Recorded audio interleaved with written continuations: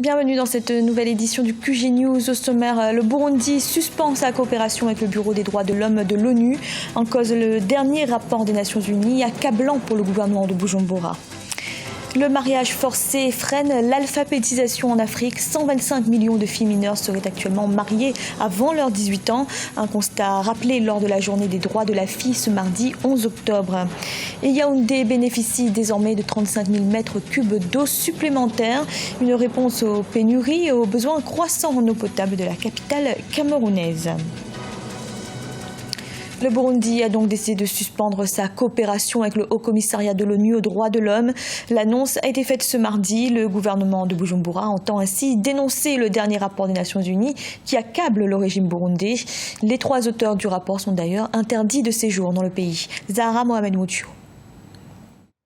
La coopération entre le Burundi et l'Organisation des Nations Unies est dorénavant suspendue. Une rupture avec le Haut-Commissariat des Nations Unies aux droits de l'homme, voulue et annoncée par le gouvernement burundais. Le porte-parole du gouvernement, Philippe Nzobonariba, justifie cette décision par le rapport établi par 3 enquêteurs de l'ONU, désormais déclarés persona non grata. Dans ce rapport paru fin septembre, ils font état de violations systématiques des droits de l'homme par les agents de l'État burundais. Nous n'avons pas accepté le contenu du rapport des experts. C'est pour leur montrer que le gouvernement a manifesté son désaveu contre ce rapport. Une mesure de rétorsion donc. Manifestation devant ses bureaux dans la capitale.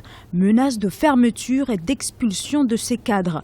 Depuis plusieurs jours, l'Office du Haut-Commissariat des droits de l'homme était mis sous pression. Loin d'être un fait isolé, la mesure survient quelques jours après le déclenchement par le gouvernement burundais d'un processus de retrait de la Cour pénale internationale. Ils se sentent menacés aujourd'hui dans leur retranchement, ils s'enferment sur eux-mêmes, ils sont aux abois. Ça montre encore une fois que ce régime est obscurantiste et met en danger le peuple burundais et je dirais toute la région. C'est pour cela que les Nations Unies, surtout les pays voisins, devraient effectivement intervenir pour ramener des caciques du pouvoir, les ramener à la raison. La suspension des relations avec le Haut-Commissariat des Nations Unies aux droits de l'homme résonne comme un nouveau défi lancé par le Burundi à la communauté internationale. Le pays en crise depuis avril 2015 est plus que jamais isolé. Au moins 500 victimes et 270 000 réfugiés dans ce conflit dont toutes les tentatives de médiation se sont soldées par un échec. Et le bras de fer se poursuit entre le Burundi et la communauté internationale. Ce mercredi, l'Assemblée nationale burundaise a adopté la loi sanctionnant le retrait du pays de la Cour pénale internationale. Le texte a été approuvé par les 2/3 des députés présents. Le projet de loi sera soumis dans les prochains jours au Sénat. Elles sont 125 millions de filles mineures actuellement mariées avant leurs 18 ans sur le continent. Un chiffre avancé par l'UNICEF dans son rapport de 2015. Et ce mardi 11 octobre, la journée internationale des droits des filles a été l'occasion de rappeler que le mariage forcé a des conséquences importantes sur l'éducation en Afrique. Il freine notamment l'alphabétisation. Diran Ndiaye. Ce mardi, comme chaque 11 octobre depuis 2012, a eu lieu la journée internationale de la fille.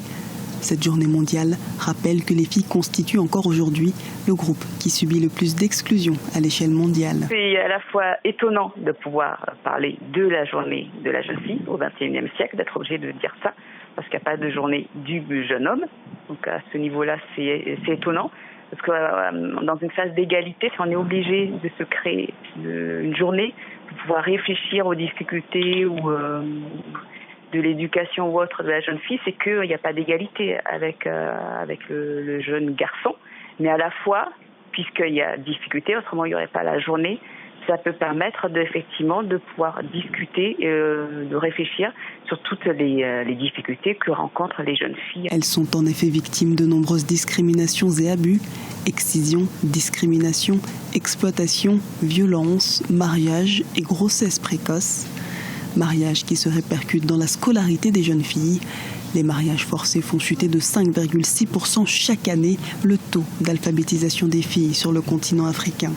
L'alphabétisation est un problème parce que les jeunes filles, justement, restent encore lésées dans l'éducation.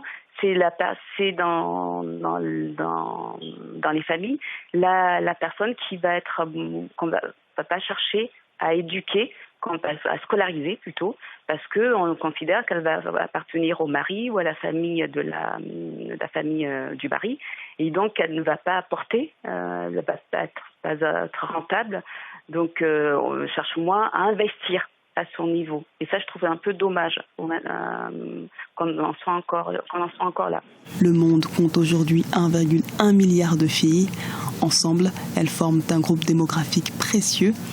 Le mariage d'enfants fait partie des problèmes faisant particulièrement obstacle au progrès de ces jeunes filles.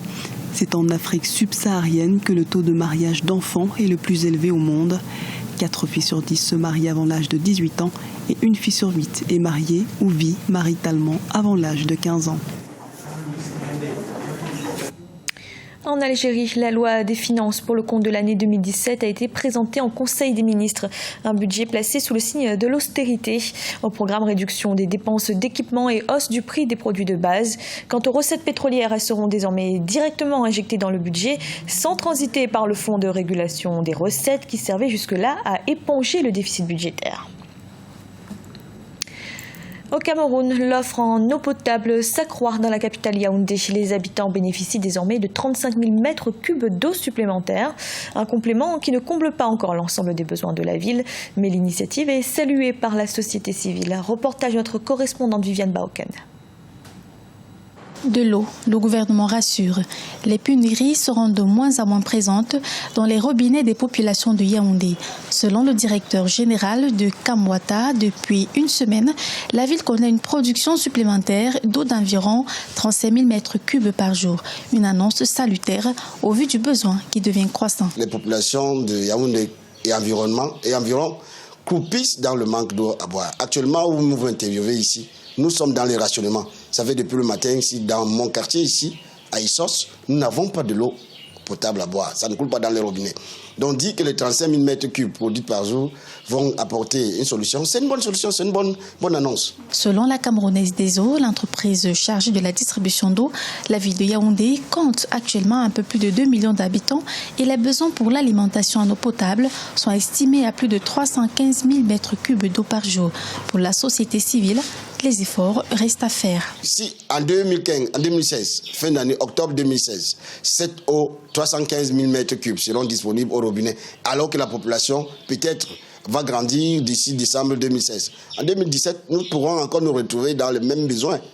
Il faut donc que Kamwata nous explique comment est sa stratégie de planification pour l'atteinte des besoins des populations de Yaoundé et environ dans le cadre du rationnement en eau potable. Pour faire face à la demande, le gouvernement a annoncé la production industrielle de la première extension de la station d'Akomniada près de Mbalmayo, une infrastructure à laquelle viendra s'ajouter une deuxième extension dont les travaux sont en cours d'achèvement. Nous partons en Guinée à présent à la rencontre de Lamphia Kouyaté, plus connu sous le nom de Sarah. Celui qui est considéré comme l'un des monuments de la culture guinéenne vit pourtant aujourd'hui dans des conditions particulièrement difficiles. Il se dit oublié par les autorités de son pays. Reportage de notre correspondant Emmanuel Milimono. C'est un baobab de la culture guinéenne. Sarah est un griot connu de tous les Guinéens et admiré par ses œuvres originales et humoristiques. Lamphia Kouyaté de son vrai nom est issue d'une famille de tradition griotte et a bien su marquer les mélomanes du pays. À 83 ans, ce monument se dit oublié par son pays, hormis quelques actes de bonne volonté de certains citoyens. Je ne vis plus que de ma foi en Dieu. Voyez ce que je suis devenu, même pas un petit moyen de déplacement. Je suis malade et je ne compte plus que sur les personnes généreuses. Qu'elles fassent pour moi ce qu'elles peuvent faire aujourd'hui, plutôt que d'attendre ma mort pour venir égorger des dizaines de bœufs. Le doyen Lamphia Kouyaté, dit Sarah, est actuellement malade et a quasiment perdu la vue.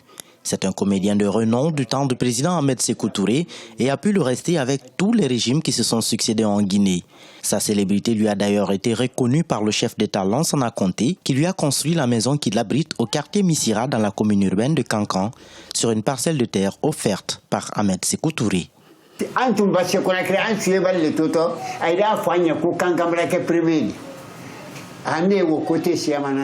Lorsqu'on participait à des compétitions nationales, la plupart du temps, on nous déclarait vainqueurs bien avant qu'on ne se présente sur scène, parce que notre talent était reconnu et je faisais humblement partie des grands artisans de ces rayonnements culturels. Je jouais le folklore, je jouais dans des pièces de théâtre et même dans le ballet.